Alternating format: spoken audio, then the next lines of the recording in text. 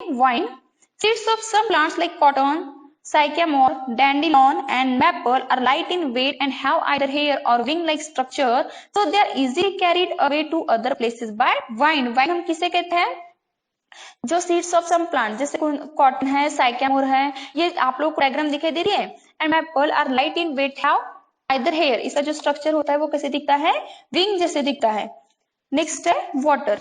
Water also helps in the dispersal of seeds. The seeds of fruits or plants growing near or in water are either spongy or fibrous.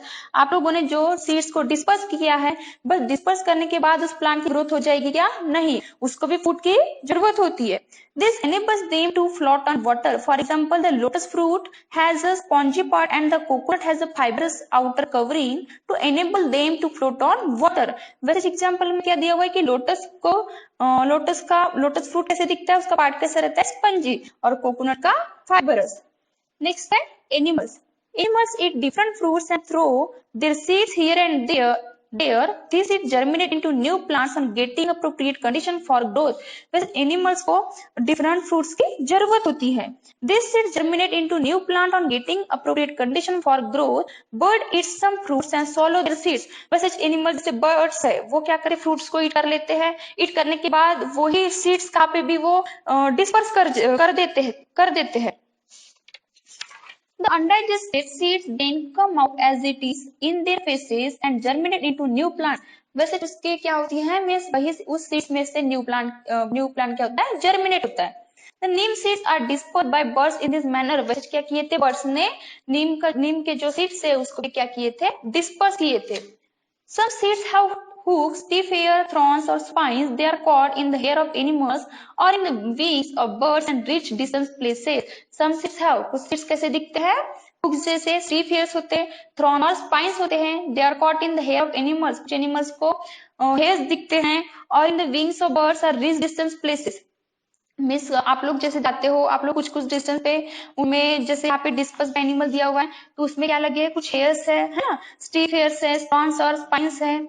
Next है explosion. Some seeds like that of geranium, euphorbia, poppy, etc. grown into a seed pod. The heat of the sun causes the seed pod to dry out. वैसे क्या होता है कि यहाँ पे कुछ seeds के नाम दिया हुआ है, यूफोर्बिया, पॉपी, ये क्या होता है? सीड पॉड्स में ही ग्रोन होते हैं, इसको सीड पॉड भी लगाया जाता है. The heat of the sun causes the seed pod to dry out. सन की वजह से वो कैसे हो जाता है? पॉड ड्राई हो जाता है. It then bursts open and seeds are scattered. इसके लिए उसको क्या करते हैं? वो सीड्स कैसे हो जाते हैं? बर्स्ट हो जाते हैं. मीन्स वो सीड्स ऑटोमेटिक क्या होते हैं? स्कैटर्ड होते हैं. वो मीन्स फटे जैसे मीन्स बर्स्ट होते हैं, इसलिए उसमें से वो क्या होता है? सीड्स क्या होता है? स्कैटर्ड होता है. नेक्स्ट है reproduction by body parts. New plants can grow not only from seeds but can also grow from other parts such as stems, leaves and roots in certain plants. जैसे new plants की growth होती है ना, not only from seeds, seed से ही नहीं, but can also grow from other parts. उसकी कुछ other part से भी, जैसे स्टेम है, लीव्स है, इनसे भी क्या होती है? उनकी ग्रोथ होती रहती. The growth of new plant from any body part of the parent plant is called vegetative production. जो क्या होता है? पेरेंट प्लांट से जो न्यू प्लांट तैयार होता है उसको कहेंगे वेजिटेटिव रिप्रोडक्शन. फर्स्ट है by roots. Some plants like carrot, turnip and sweet potato have swollen roots. जैसे दिया हुआ है कैरोट एंड टर्निप, ये कैसे होते हैं? इनका रूट कैसे होता है? swollen roots. These roots have buds. इन रूट्स को buds होते हैं. New plants arise from these buds and buried into the soil. और ये कहाँ पे रहते हैं? soil में. Next है by stems. Potato and ginger have eyes on them. वैसे पोटैटो और जिंजर को क्या होते हैं? आईज होते हैं. Under suitable condition each I change into a bird. But वही आई किसमें चेंज होते हैं? बर्ड में. If you plant them under the soil, a new plant grows from the bird. Onions and lilies have underground bulb shape stems. वैसे क्या होता है? जैसे ऑनियन, लिलीज, इनका शेप कैसे दिखता है? बल्ब के जैसे. New plant grows from these bulb, और वही बल्ब में से क्या होता है? न्यू प्लांट की ग्रोथ होती है. नेक्स्ट है बाय लीव्स. सब plants like bryophyllum and begonia develop small birds of the margins of their leaves. कुछ प्लांट्स है दिया हुआ है, जैसे देखो ब्रायोफाइलम एंड बेगोनिया, इनका डेवलप कहाँ से हुआ है? छोटे से बर्ड में से। When these birds come in contact with soil, they develop into new plants. और वही बर्ड कहाँ पे था? सॉइल में। और सॉइल में बर्ड लगाने से उस प्लांट्स की क्या हुआ? एक प्लांट हमको एक न्यू प्लांट मिला, उस न्यू प्लांट का डेवलपमेंट हुआ। नेक्स्ट है रिप्रोडक्शन फ्रॉम स्पोर्स।